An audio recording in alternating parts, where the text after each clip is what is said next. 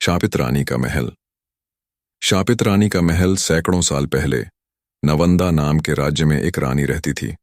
उसका नाम रुद्रलेखा था। उसकी सुंदरता की कहानी दूर दूर तक फैली थी, लेकिन उसके बारे में एक डरावना सच था। कहा जाता था कि रानी पर एक भयानक शाप था। यह शाप था कि जो भी रानी के करीब जाता वह आधी रात के बाद लापता हो जाता और कभी वापस नहीं लौटता। लोग कहते थे कि रानी की आत्मा महल में कैद है और हर रात वह शिकार ढूंढती है।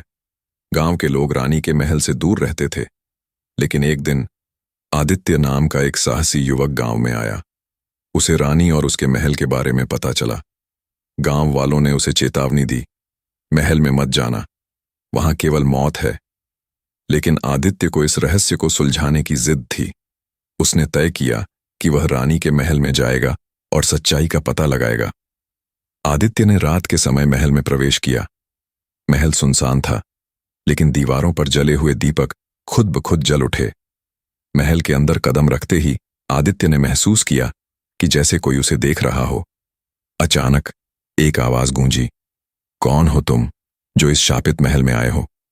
आदित्य ने साहस दिखाते हुए कहा, मैं तुम्हारी सच्चाई जानने आया हूं। अगर तुम यहां हो तो सामने आओ।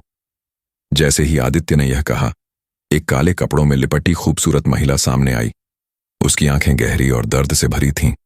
उसने कहा, मैं रुद्रलेखा हूं।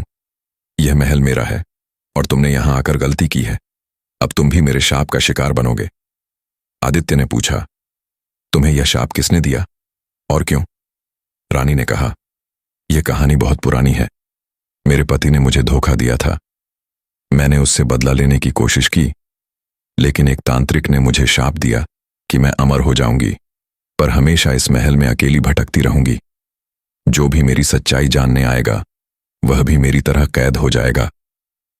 रानी ने आदित्य को बताया, अगर तुम यहां से बचना चाहते हो तो तुम्हें मेरा एक खेल खेलना होगा।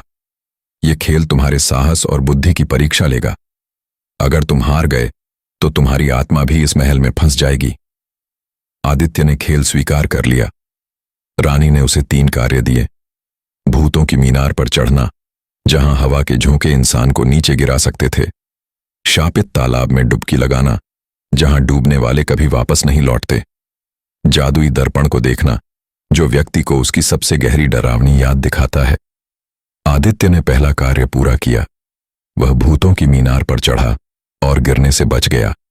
दूसरे कार्य में उसने तालाब में डुबकी लगाई और एक मणि प्राप्त की, जो उसे तीसरे कार्य में मदद करती। लेकिन तीसरा कार्य सबसे कठिन था। जादुई दर्पण ने आदित्य को उसके बचपन की सबसे डरावनी याद दिखा दी, उसकी मां का चेहरा जो उसे छोड़कर चली गई थी। आदित्य ने अपनी सारी हिम्मत जुटाई और डर को हराया। दर्पण टूट गया और रानी के शाप का अंत हो गया। लेकिन जैसे ही रानी का शाप समाप्त हुआ, वह मुस्कुराई और धीरे धीरे हवा में विलीन हो गई।